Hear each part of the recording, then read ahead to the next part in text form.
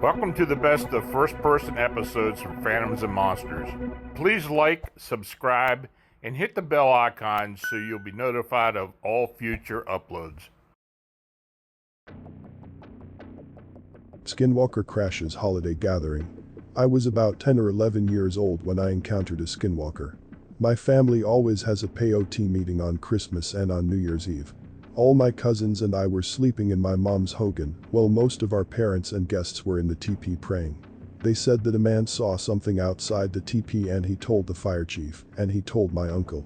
My uncle woke up my older brothers, and they got out the guns and our spotlight to look for whatever was creeping around our houses. We live in a small valley in the highest part of the reservation, near Pinen. All of a sudden I heard a loud gunshot, my brother's 30-30. It scared the hell out of me since I was fast asleep, but my sister was the only one in the house with us, and she already had burned some cedar and had said a protection prayer for us. My brothers and one of my cousins were outside shooting at some sort of creature that was running around in an arroyo about half a mile from our house. My niece and I had gotten out of our beds and were watching from the window. They were sure that they had shot it a few times, but it would just get up and run off again. But when my mother and father smeared white ash on the bullets they started shooting again, the creature left our valley. It is a very taboo to do any sort of hunting or shooting during blessing ceremonies, but something had to done that time. That is as close as I have ever come to a skinwalker, as far as I know. Anonymous.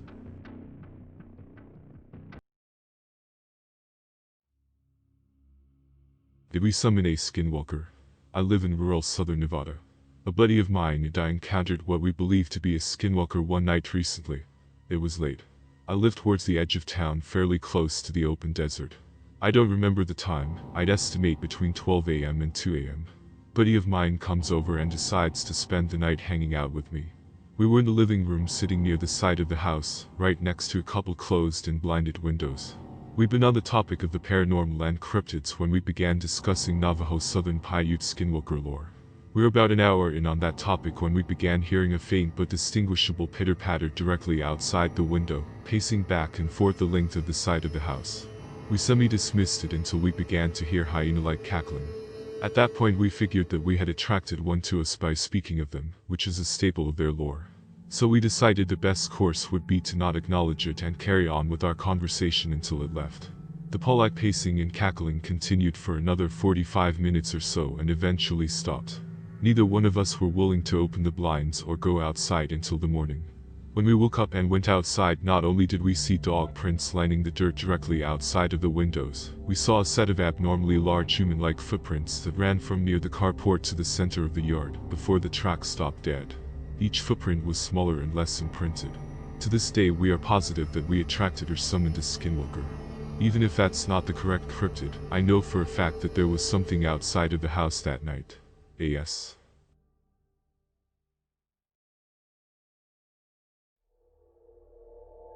Two large black skinwalker dogs suddenly appear near Gillette, Wyoming. The story I'm going to share is a real experience I had on September 18, 2010. I was out at a friend's house, whom I'll call Jay, about 15 miles outside Gillette, Wyoming at about 2 a.m.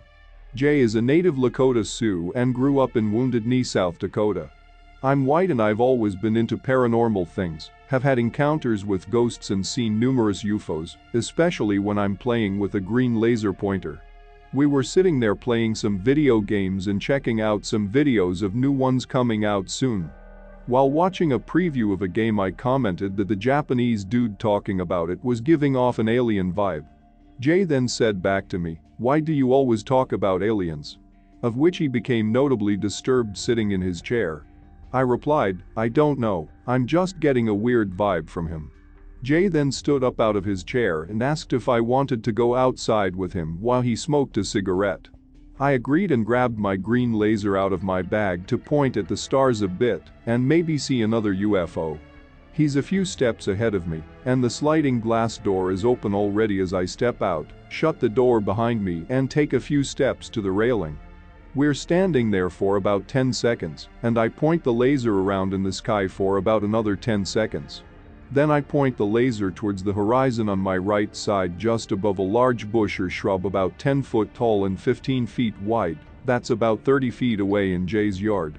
As soon as I did this, the huge bush starts shaking violently for a few seconds, as we both say WTF.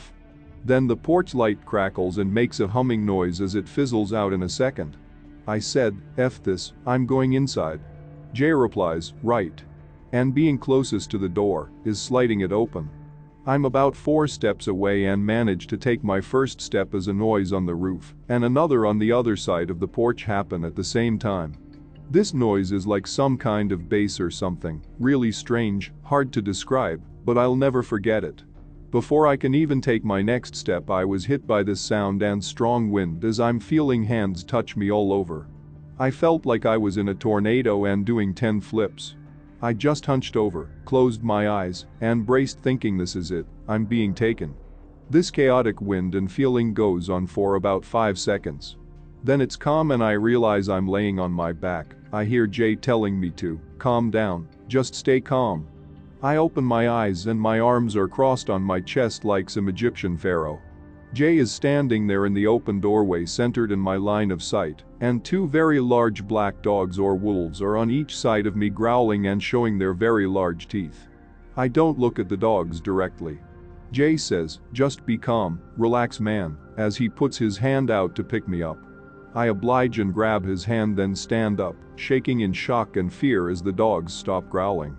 I mutter out, they're fast. To which Jay chuckles and says yeah and takes a step back standing in the open doorway. Just then Jay's girlfriend comes walking through the kitchen saying, what was that noise? She comes to the door next to Jay, sees me standing there on the porch between these 2 huge wire-haired dogs, and says, oh. Dogs? A little chuckle and remains silent standing next to Jay inside with the door open. Jay tells me to sit down and just be calm. I do it. When I sit down the dogs begin to growl again. I then look at the one on my right making eye contact with it. Its eyes are about the size of a softball and look as if a spiraling green galaxy is in each one. They are majestically beautiful. The beauty is quickly forgotten as soon as I look at them. My brain inside my skull feels like it's being squeezed down to the size of a baseball slowly for about 10 seconds. I closed my eyes after a few seconds from the agony and started to say no, no, no, nuo. At the moment I thought my brain was going to implode, I had a very real vision of the earth burning and felt the loss and sorrow of losing everyone. I screamed out in the pain and said, please God, don't kill me. At the top of my lungs. At that moment a pan or something fell in the kitchen clanging around in the sink. It startled everyone including the dogs, and my head was released from this grasp. As both the dogs looked towards the inside, without a moment's hesitation, bolted as that strange noise was made again. They departed in a fraction of a second. I sat there bewildered and teary-eyed as Jay put his hand down to me again and helped me up. He said, let's get inside now. I shut the door behind me and in a shocked state kept asking, what the F was that? What the F was that, Jay, while holding back from bawling. He told me again to calm down and got me to relax. I asked, was that a werewolf or what? Jay replied, no, it chuckled. Then what the F was it? A moment of silence goes by as Jay is obviously contemplating what to say.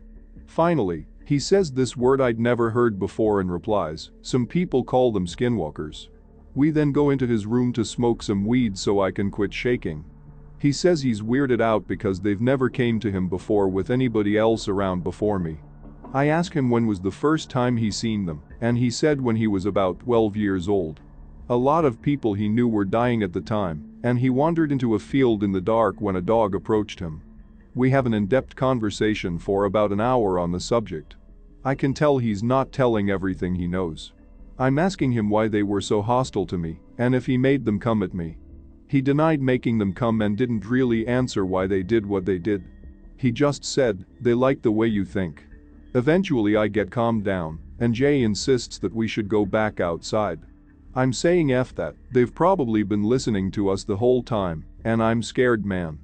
Jay says, it'll be okay, they are listening, and they're waiting. All of the sudden I get this weird feeling that my dad is outside, not my birth dad, but my true father. It's a feeling I've never felt before and haven't since. So Jay convinces me to go outside with him while I have this feeling that I tell him about. We go outside and walk for about 50 yards away from the yard in a field. We sit down and begin talking about stuff, and we're hearing noises all around us. Jay tells me to relax, so I do. We then lay down and stargaze for a few minutes as I'm poking my head up looking around the tall grass and seeing multiple dog-like figures walking in circles in each direction. Jay then stands up and tells me to stay here as he starts walking away. I say, "Nope, if you're walking, I'm walking." He tells me I need to stay here as he keeps trying to walk back to the house after I get him to sit down with me a few times. Eventually he gets agitated I won't sit there by myself, and we make our way back inside. SS.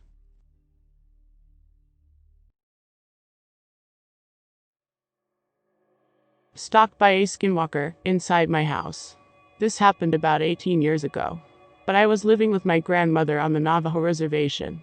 Her house was between two unknown unmarked cemeteries. Anyways, one night she was out at bingo, and my cousin Matt was in charge of watching me that night. I was in the back of the house watching TV when the dogs began to howl soon after I heard a thud on the roof. Confused and freaked out, I jumped up and backed away from my window and listened. The dogs were going ballistic outside, howling, growling and barking. That's when I had enough and started to walk towards the front of the house where the living room and Matt were located. Whatever was on the roof began to mirror my movement and was following me directly above. I bolted to the living room and yelled at Matt. He turned off the TV and we listened. Something was walking in circles on the roof and wanted us to know it was there. Matt, being a traditional native, began to pray. After a few minutes of torment, Matt instructed me to follow him outside onto the porch. At this point, Matt yelled at the thing to leave. Whatever it was ran towards the back of the house, jumped off and landed with a loud audible thud, and began running towards the neighbor's trailer. The neighbor's horses got uneasy and began freaking out in their stables. Meanwhile, the neighborhood dogs were in pursuit. They followed it east and down the trail out of earshot. Hands down the most terrifying skinwalker experience of my life.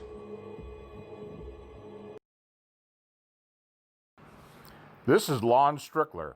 If you like this program, it would help us if you would give it a thumbs up. Then subscribe and click the bell icon so you get notification when we upload new first-person encounters.